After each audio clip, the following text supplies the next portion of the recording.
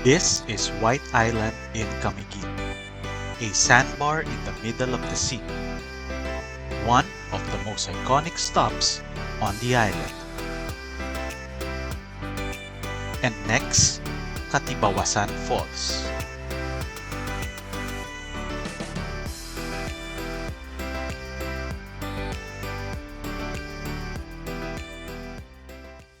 Good day, tunaan ko na kayo. Dito tayo ngayon pa rin sa Camiguin.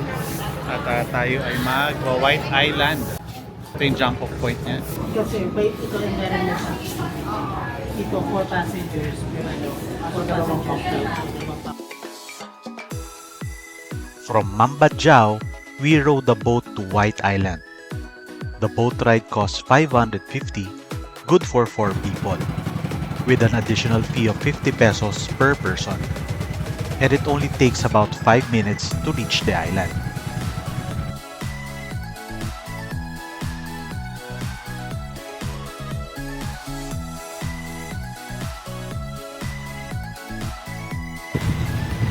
So matapos ang 5 minutong boat ride, dito na kami ngayon sa White Island.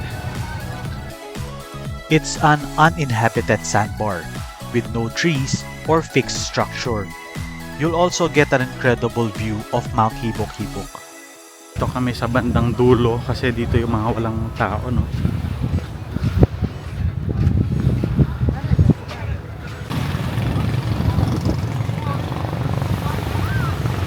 Ang bayad namin dun sa payong kasi nga mainit ay 200. Tapos may mat naman kami. Tumawad eh. Oo. Kami nagdala. Tumawad. Kami, Hoy, 200. hindi, tumawad. Turuan ko sino maglalatan. Ayan. Ayan na, nako, oh, nahulog mo na, oh. Kasi sabi ko isang oras lang tayo. Tawa ka mo yung pa-up. The sand is fine and white, almost powdery. And it stretches into a long sandbar surrounded by open sea.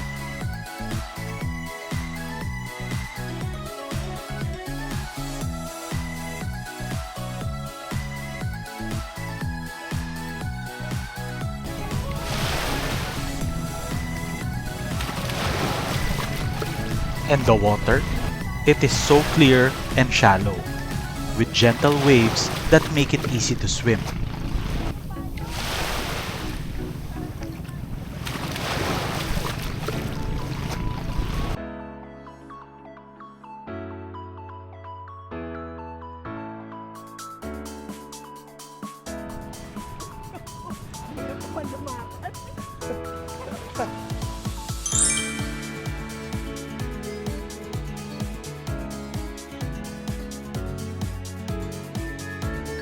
With its long sandbar, clear water, and views of Mount Hibok-Hibok, it is one of the best places in Camiguin.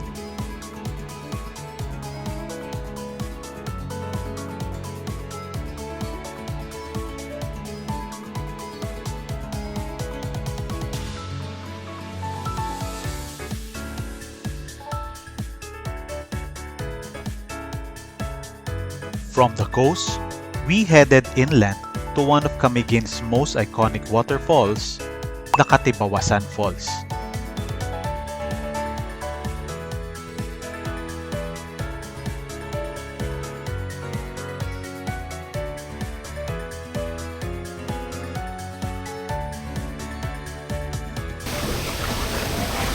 Dito tayo ngayon sa ilalim ng Katibawasan Falls. Again, ito yung tsura niya. Ano natin ibang parts ng Katibawasan tulad dito. Ano to, hand washing area. So, ito naman yung baksak. So, sobrang taas niya. Katibawasan Falls stands at around 200 feet, making it one of the tallest waterfalls in Camiguin. Yan, yung tsura niya. From dito sa baba. At may naliligo na doon. Sabi ng mga naliligo ay malamig daw, tulad ng cold spring.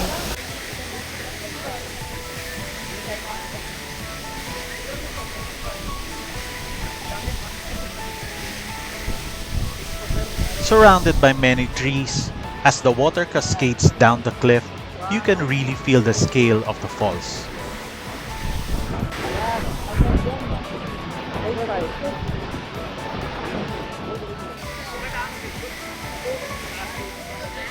After a few attempts, dito na kami sa Utopia. Parang ilang araw na namin inaay tong Utopia na to hanggang ngayon. Buti naman at bukas na sila. So itong Utopia, isa sa mga kilalang resto dito.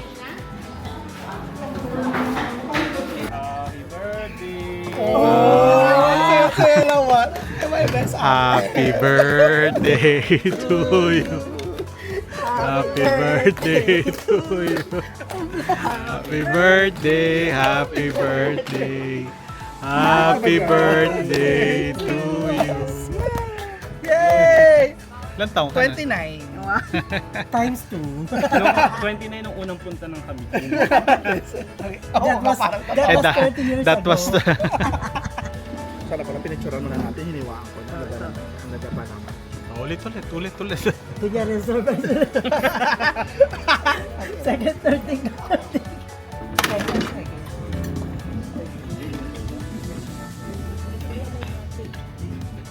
Ito yung itsura ng view dito sa Utopia.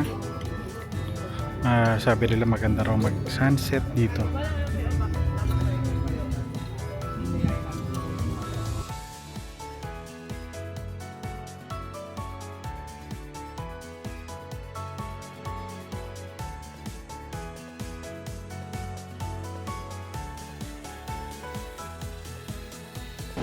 So gano'n lang kabilis trip natin dito sa bagong probinsyang Camiguin. Samahan niyo ulit ako sa susunod para sa bagong Untold Adventure. Maraming salamat kay Sid, kay Ivan, Steve and Pia sa pagsama sa akin dito. And ano pa nga bang dapat natin gawin? Kundi tapusin na natin to. Bye-bye.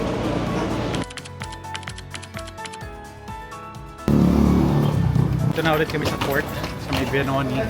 Iwalay na kami nila Steve. Okay na. Ang oras ngayon ay 1:45. Hinahabol namin ng 2 PM na boat pabalik. Tatlo.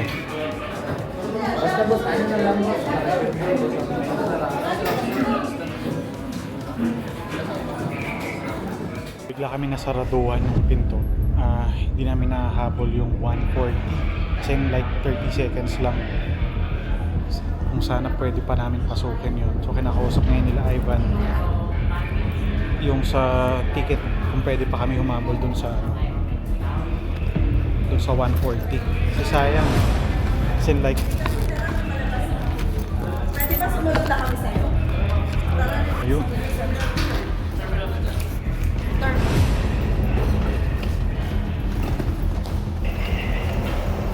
So pinayagan kami. Hinahabol namin ngayon yung boat.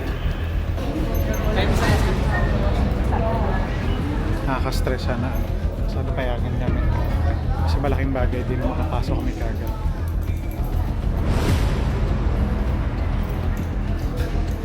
Sana malusutan. Ito yung sitwasyon ngayon dito sa loob.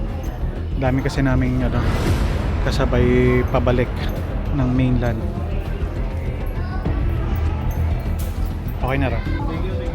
Tatlo kayo? Oo. Thank you kuya. Pinayagan kami. At successful. Naabot namin yung 140.